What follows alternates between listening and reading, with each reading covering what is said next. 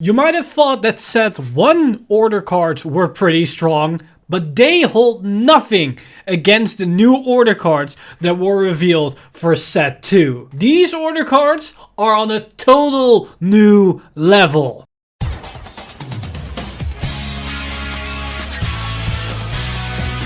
Stand up! Vanguard! Hey Cardfighters, welcome back to another Cardfight update, and previously we saw the new order card for set 2 for Stoicheia as well as for Decatur Sanctuary. But now we also see the new order card for Dragon Empire, Dark States as well as Brandgate. And these new order cards are on the same level as these order cards that we saw for Stoicheia as well as Decatur Sanctuary, which are definitely a step up from set 1. But on top of that we also got a couple of other cards, as once again this week we got 2 new cards for every single nation. So let's go over all these cards and see what the new support wave that was revealed for set 2 has in store for us for the 5 great nations. Now of course we're going to start off with Dragon Empire, and for Dragon Empire we have this new grade 1, which is Blaze Fist Monk Enten. And Enten has the ability, auto and regular circle, when the attack this unit boosted hits, cause Soul plus 1 and retire this unit. Choose one of your units and it gets power plus 10k until the end of turn. Now at first glance this is kind of alright, like you can give a unit an extra 10k power for the sacrifice of a unit and Soul Blast. It's not that great, but in the right circumstances this could actually give you a decent amount of pressure, because if you combine this with the Overdress deck, then this could actually be a pretty decent card, because you can place this behind your Nirvana, and Nirvana is probably the most likely candidate of the attacks that you're gonna no-guard if you are in your opponent's shoes. But putting this behind your Vanguard, now suddenly if they no-guard your Vanguard attack, that means you give your opponent the option to give one of the cards that you are going to attack an additional 10k power. So if you don't have a perfect guard in your hand, this could actually become very ugly, as that means you need to sacrifice even more cards because you wanted to no-guard the Vanguard attack. So depending on the scenario, this could actually be a very good card for your respective playstyle to counter certain strategies that could counter your strategy. Now I already teased in the beginning of this video that we of course have a new order card for Dragon Empire, so that means the second card for Dragon Empire this week is a new order card, which is this grade 3 normal order, Horn of Blessing. And it has the ability, play this with cost, discard a card with the Overdress ability from your hand, draw 2 cards. Now this is actually pretty great, because this allows us to cycle faster through our deck. We can turn an Overdress card in our hand and disorder into 2 new cards. So you don't get card advantage, as you need to ditch 2 cards to draw 2 cards, but it's a nice cycle effect and it's pretty powerful to draw into your specific key pieces. Now in the generic sense, you might not use this in an Overdress deck because you want to draw every single Overdress card you need, so discarding them might not be that beneficial. However, there are certain situations where this card could actually be really beneficial. For one, if your hand is cluttered with too many Overdress cards, you might as well discard a couple of them if you cannot use them, because you only have because you can only utilize 2 in the front row and that's it, because all of them are grade 2s or higher. So you might as well ditch the other Overdress in your hand to potentially draw into triggers. And yes, that might sound weird, but sometimes you want to draw into triggers so you have some defensive capabilities in your hand to survive later down the line. Now, another option to this card is that if we might get cards that utilize Overdress cards in the drop zone, this is a nice way to set that up. Another thing this card allows us to do is turn the Overdress card into a potential draw engine. Just like we discussed last week with the new Blaze Maiden archetype-ish cards that could turn into an engine, this order card could also make Overdress card turn into an engine, where you might utilize them just for draw power if you play a specific combo strategy. Because if you play a specific combo strategy that relies on having specific key pieces in your hand to win a game if you can OTK with those cards, you want to fill the rest of your decks with draw potential or cycle potential that you can get to those cards as fast as possible. And cards like this can increase the consistency of those playstyles. The only issue that I have, or the gripe that I have with this card, is that it's a grade 3. I wish that this was a grade 1, because then it would allow you to potentially, if you opened up with too many Overdress cards in your opening hand, and you have this order card in your hand, to immediately turn those cards in effectively different cards that you could potentially use in the early game. But because it's a grade 3, it also makes it less usable in premium, as you have less consistent access to getting this effect off as fast as possible. So It's fine for what it is, might become useful in the future, might actually see some play in the Overdress deck depending on your playstyle and your preference of direction for your strategy. Now as for the Dark States cards, we've got a brand new grade 1, which is Steam Engineer Papili. And Papili has the ability on a rearguard circle, when this unit boosts a rearguard, if you Persona Road this turn, cost Counter Blast 1 and Soul Blast 1, and your opponent cannot call grade 1 or greater cards from their hand to the Guardian Circle until the end of the battle. So this is the old glory guard restrict, and I mean the OG glory, not the V-Series glory. Now, you might think to yourself, how is this a good skill and why does it cost a Counter Blast and a Soul Blast? Why it also has the Persona Rights restriction? Well, keep in mind, we are in Overdress era, not V era, meaning grade 1 or greater. Basically means no PGs, no grade 1s, no grade 2s, and no grade 3s that they have shield value. The only thing you can use are normal triggers to guard with. And the thing is, the heal triggers are from 20k to 15k, makes it a lot more devastating if you come down with a guard restrict like this. So I can understand why they put this type of heavy restriction on it. And it seems it's in Dark States, where the rearguards can swing for high numbers, and you have potential rearguards that can come with crit pressures on their own. I can understand why they went with this direction, because otherwise if this was a too easy of a card to use, it could spell for some very problematic situation where your opponent can too easily win the game. So this is a very powerful ability that shouldn't be underestimated, and I think because of all the restrictions that are put onto this card, that this card is probably not good enough. But if it wasn't that case, I think this would almost be an auto-include in a lot of decks. So keep in mind that if we see this type of guard restriction again in the future, that it's way more powerful than we're used to with the last 3 years of the V-Series where draw PGs were a thing, yet they aren't right now. But the more interesting card is of course the normal order card that we've got for Dark States, which is this grade 3 order card, Hellblast Full Dive. And oh my god, is this order card kind of nutty for Bruce, because it has the ability, play this with cost, Counter Blast 1, draw a card, choose a card from your hand, call to the rearguard circle, then, if you are in Final Rush, all of your front row units get power plus 10k until the end of turn. So for one Counter Blast, you cycle a card, as you discard the order card, and you draw a card, you call a card from your hand to the rearguard circle. This doesn't mean anything, because if you're in Final Rush, you're probably going to build a board to push, so you use this card before you're going to call that specific unit to the field. But then you give your entire front row plus 10k power. This can be seen as a activated front trigger, or just another Persona Ride, which is kind of ridiculous in Bruce, which resent those units. And if for some chance you also can Persona Ride that turn, you give your entire front row plus 20k power, which is kind of ridiculous, especially if we already have rearguards that can get additional power. Just think about it, you can potentially have a Colossus, which on its own will now swing for 48k twice. That's kind of nutty without any booster or trigger calculated into it. So yeah, now you can understand why that grade 1 that we just talked about has this hard of a restriction on top of it, because then you could get into a scenario where your opponent can't guard at all, and they will just die instantly right there on a maybe a bit too consistent basis. So yeah, this order card is kind of ridiculous because it's another way to Persona Ride. So now you could potentially have 8 grade 3s that activate your Persona Ride. In some cases you can activate them both in a singular turn, which is kind of crazy. So yeah, this is a very powerful order card. It will probably be at least a 2-off in most Bruce's builds, because why wouldn't you play this card? It's kind of ridiculous. Now, if we go over to Decatur Sanctuary, we got less kind of ridiculous cards, but still very interesting nonetheless. We start off with this grade 1, which is Knight of Heavenly Thundering Lady. And Lady has the ability, act on rearguard circle, cost Soul Blast 2, and until the end of turn, the power increase of the trigger effects revealed by your drive check gets power plus 5k. So triggers turn into 15k power instead of 10k power. It's nice, but also kind of irrelevant, because you Soul Blast 2 to gain 5k power to the board. Yes, you can say it's a bit of RNG, but you're gonna play this with the Sorcerer's archetype, so you know when you're gonna get a trigger, so you can at least force activate 5k power, so one activation out of this effect. But if you drive check multiple triggers, you get more power of it, because it changes the effect for the entire turn, which is interesting, as it could come up, especially if you hit the over trigger, as then everything gets drive checks.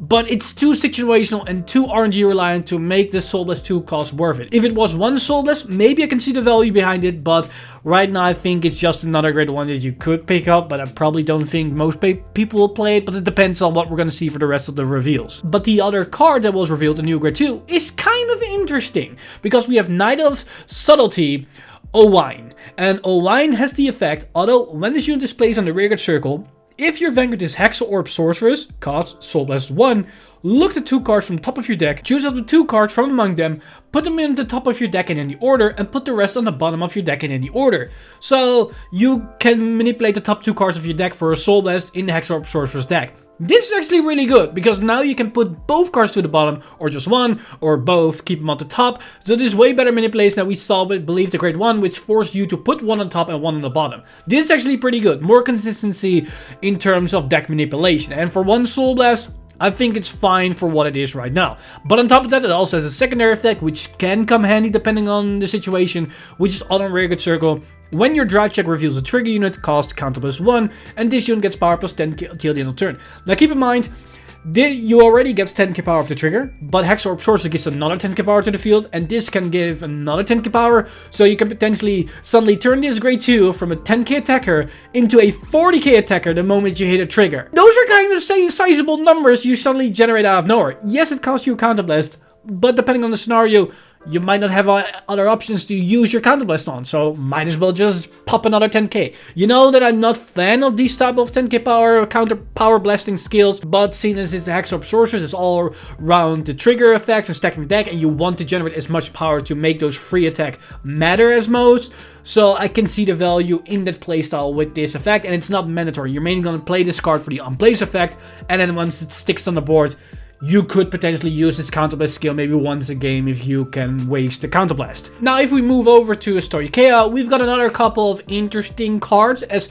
we've got a new grade 1, which is Fairy of Blighted Love. And this grade 1 has the effect on a rearguard circle.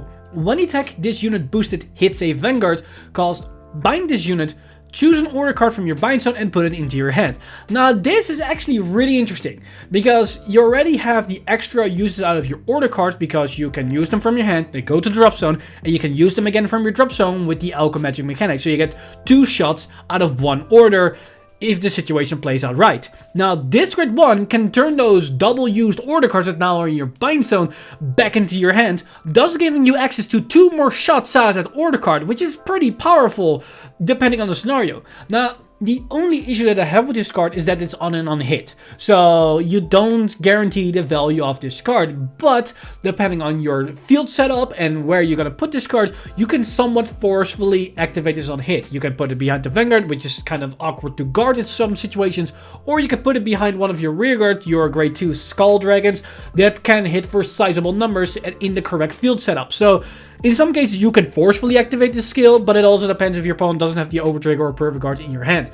So this might or might not see play. I can definitely see some players opt to use it as a tech option, because it just gives you more value for your order cards, thus also giving you the room to run less order cards, because now suddenly from 2 uses out of 1 order, you can suddenly get 4 uses out of 1 order for every single time that this card resolves. So it's an interesting card that might actually change the way how we're going to see Zorga being built moving forward into set 2, but I think that's a bit too early to say right now, but definitely not something we should overlook at the moment. Now, as for the second card that we've got for Stoicheia is a brand new grade 2, which is Roaring Pistol Langina. And Langina has the ability, Continuous on Guardian Circle. If you have a total of 3 or more order cards in your drop and bind zone, this one gets shield plus 5k. It's basically a 10k shield that can intercept, which is nice, but I don't think this card is going to see play at all, because the problem here is that this definitely heavily incentivizes that you want to use this in the Alchemagic Zorga build, because you need to have 3 orders in your drop or bind, which isn't that hard to do for that build. But the problem is, that build already has ratio issues with the fact that it runs so many order cards that you don't have a lot of room to play other units that you want to have on the board. You want those units to actually matter for your plays, either be it beefy beaters or units that reduce the cost of your skills, or able to set up your skills like the grade 1 that we just talked about.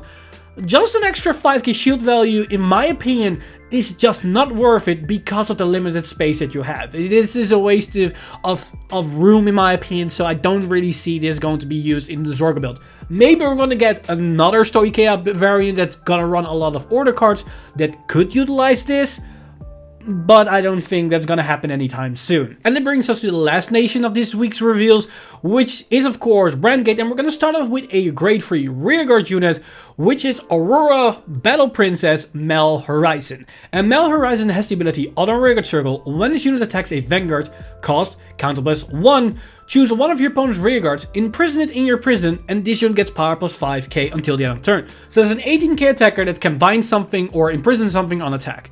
I'm immediately gonna tell you, I do not like this card, and personally I would not recommend playing this card at all, for one major reason. Now of course, it gets power for 5k for counterblast, which I don't like at all, and I don't really think it's a sizable enough power that actually matters. Yes, Imprison going to need a lot of power numbers to actually make them more threatening, but this isn't enough. But the real thing that I'm talking about is the fact that it uses one counterblast to imprison one card. Whereas your opponent can use that same counterblast to get 2 cards out of the prison. The prison archetype, you want to win the resource game. You want to win that resource match. But with this card, you effectively are setting yourself to lose it because your opponent gets double the value for the same resources. Every other card so far for Seraph Snow was equal trade. You use 1 soul to imprison 1 card, they can use 1 soul to get 1 out. You use 1 counterblast to imprison 2 cards, and they use 1 counterblast to get 2 out. So far, you are equal, but they use other resources to get their engine going, thus you're winning over the long term. But this card throws it out of the window because you only get 1 for 1 counterblast, but you get then 5k power? I don't believe that that's worth the sacrifice for actual value game later down the line in that match. You want to get way more payoff to actually make that matter, in my personal opinion. So I don't like this card at all. So I wouldn't personally recommend playing this, even though it looks to be a very good card because you have an 18k beater and an imprisonment card. But think about it, that 18k number doesn't really make a lot of good numbers unless you put specifically a 10k attacker behind it. Otherwise, might as just well went for the 15k boosters, grade 2s or whatever, or the grade 3 from set 1 that can also be a 15k attacker, but uses 1 soul to imprison something. And yes, that's a main phase, this is a battle phase, but does it really matter? Not really, because this thing doesn't restand. And if it does restand, would you really want to waste 2 counterblasts for 2 imprison? I don't think so. But the thing that you probably do want to play is this new normal order, which I don't know who thought about this name, but oh my god, is it a pain. Because this is Moment of Securing, exclamation mark, Aurora Battle Princess, 24 hours, coverage, exclamation mark. I don't know, I don't want to see this name being printed on the card. That would probably look awful, but fine, that's what this currently is named. But a ridiculous name aside, its ability is kind of ridiculous in a positive way, because its ability is play this with cost, sold as 1. If your opponent's hand has 4 or more cards, your opponent chooses a card from their hand and imprison it in your prison. Then, if 3 or more of your opponent's cards are imprisoned in your prison, you choose one of your units and it gets power +5k until the end of turn. This is an amazing order card for Seraph Snow. Not only is it a good value because you use 1 soul to imprison something, but you also gain some power, which then compensates the discard of the order card. But the more important thing here is that now you have a way to play around the way that they can potentially play around your playstyle by not calling cards to the field. Now you can just rip them out of their hand together with the grade 2 of the right line, which is a nice way to get more value. And that means that you can use this card actually in multiple ways. One of them, it allows you to get the free imprison cards more consistently, thus setting up your Seraph Snow play. But you can also use this in the other way around as a more offensive tool, because if your opponent is already going at a lower hand size and they're moving closer to that 4 hand size, you can use this to potentially win the game with 3 sizable attacks because they now have less cards to guard with, and that last card could actually have mattered if they no longer have grade 3s in their hand and are forced to imprison something with actual shield value. So this is actually pretty interesting and could actually come up in certain situations where it could be really clutch. Now, for anybody that's worried about the fact that we get more cards that can imprison for hand, Keep in mind that imprisoning is less harsh than just discarding anything, because you can get those units back in the game itself, so you can just imprison cards that you wanted to call in future turns anyway, or with on-place effects you don't lose the value out of that card. And on top of it, currently it's only on this order card, thus it's hard restricted to a once per turn. And if we get other order cards that are really powerful, then the player has to make a decision if they either want to rip a card out of your opponent's hand or activate this potential other powerful order card. So this is a nice way to balance this effect that could potentially be powerful, but I think for what Seraph Snow can do right now, I think this is the card they actually need to at least give the deck more potential win conditions to actually do something. So honestly, a very nice addition for Seraph Snow, and I think a lot of Imprisoned players, or the Seraph Snow players, or whatever you want to call that deck, are going to be happy with this card, and I cannot blame them. It's pretty interesting. But with that said, that also concludes all the new cards that we've got for this week for set 2. And overall, I'm very excited for these reveals. There are a lot of interesting new cards that can shape up their gameplay, that give players more options or more tools to work with. And most of the decks so far have a serious upgrade option right at the gate right now. And we have hardly seen any double or triple Rs so far, so there are going to be a lot of new changes and more shakeups for the respective nations or the respective archetypes or deck builds, and I cannot wait. I am very curious what we're going to see next week, and I think next week is going to be a big one. I'm expecting some major reveals coming on the horizon very soon, and you can bet your ass once those happen, we're going to cover them ASAP on the channel. I'm going to discuss all the intricate details about how we can use this card and how that might change up the respective strategy.